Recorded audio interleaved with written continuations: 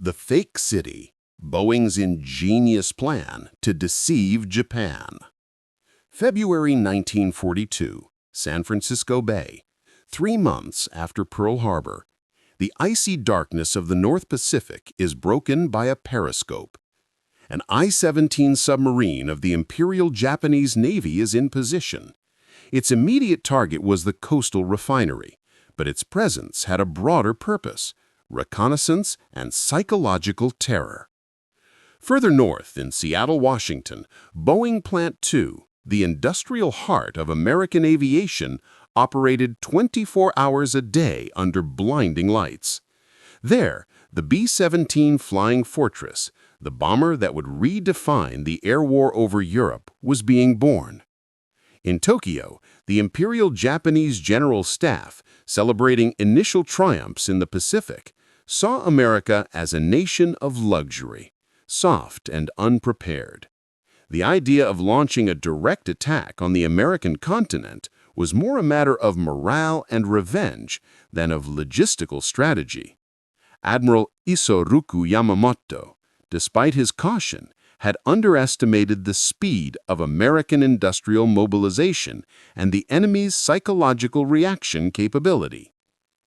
Japanese speech, High Command Voice, translated, early 1942.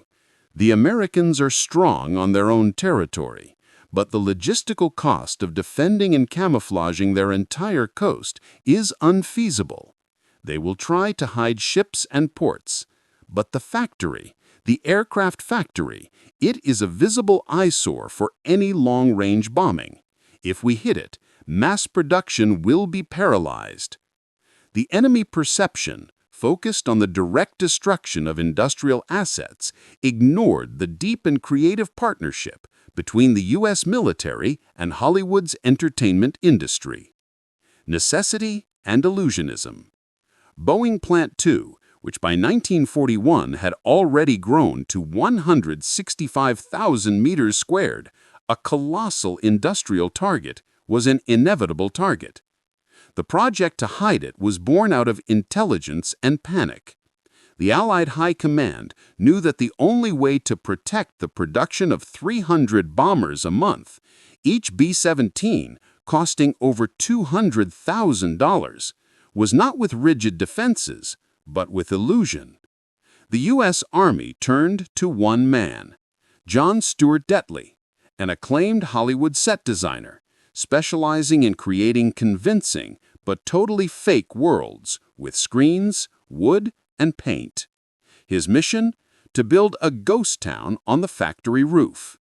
The project, nicknamed Boeing Wonderland, faced unprecedented criticism and technical difficulties. Scale and weight. Erecting an entire subdivision, streets, houses, trees, over a 16.5-hectare industrial structure required massive wooden scaffolding and standard camouflage netting.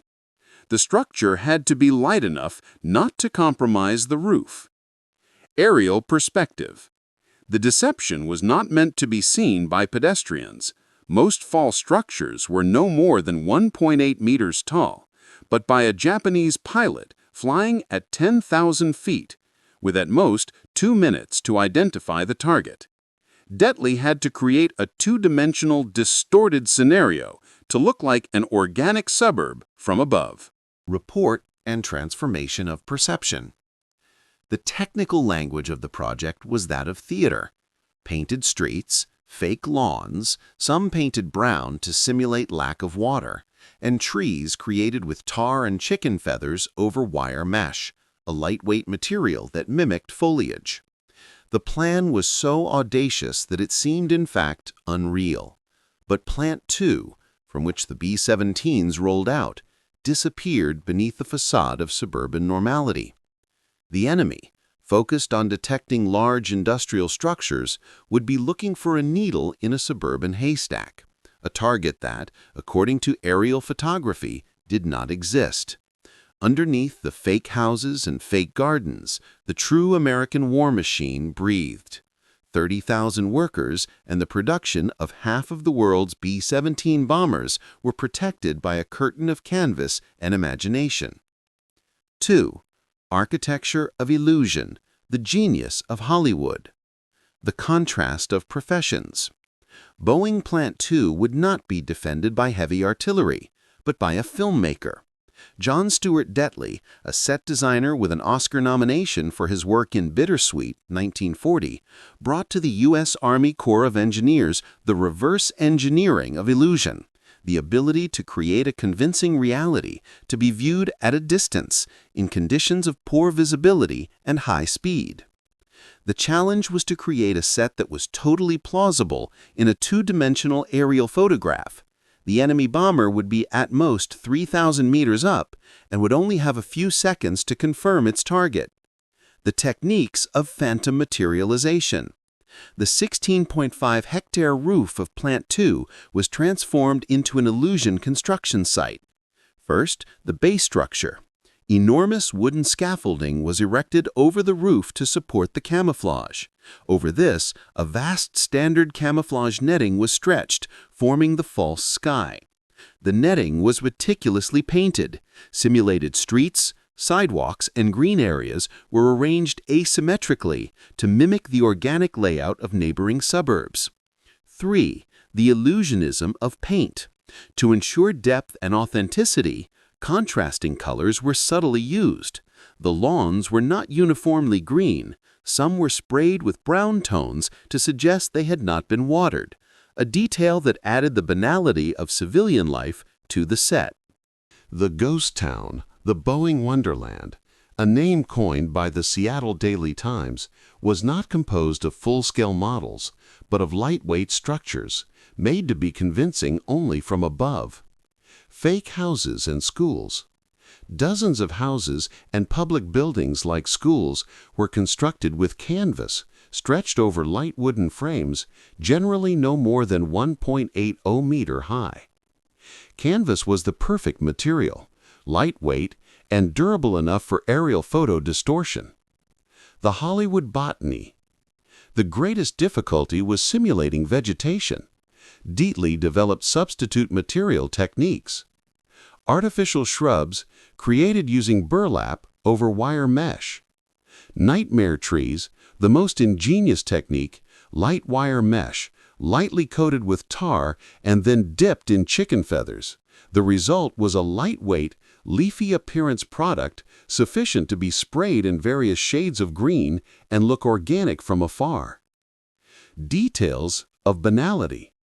To complete the illusion, chimneys and factory ventilation openings were painted on the roof, simulating fire hydrants. Workers hung clothes on fake clotheslines during lunch breaks, an act of civil counterintelligence that reinforced the deception. The relentless production of the B-17, pulsating heart. While the farce unfolded on top, underneath, Plant 2 operated at full capacity. Plant 2 was the true fortress of Allied aviation, producing more than just the flying fortress. B-17, the factory produced 6,981 B-17 Flying Fortress bombers, half of the model's total production in the country. At its peak, the facility delivered 300 bombers a month, an unprecedented industrial pace. The strategic value. Each B-17 was an asset worth over $3.6 million in adjusted value. The destruction of this factory would have been an unparalleled logistical blow to the Allied war effort in Europe and the Pacific. The camouflage was not just a trick, it was the armor plating of a nation it wore. The failure of Japanese reconnaissance. Hollywood's engineering of illusionism was an absolute success.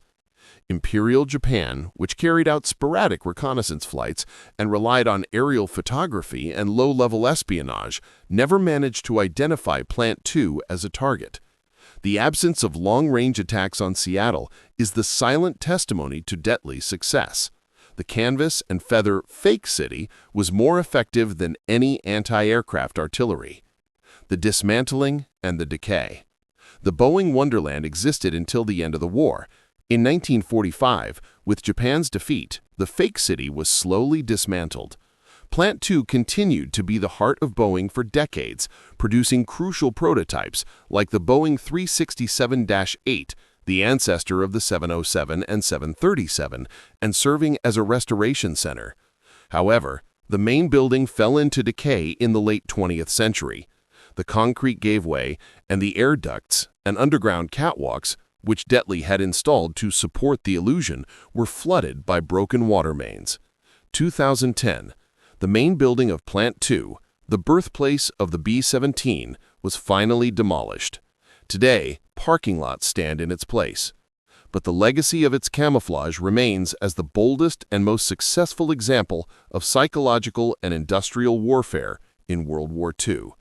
The world's largest aviation project was, for 2 crucial years, the world's largest movie set, a victory of the canvas screen over the enemy's calculation.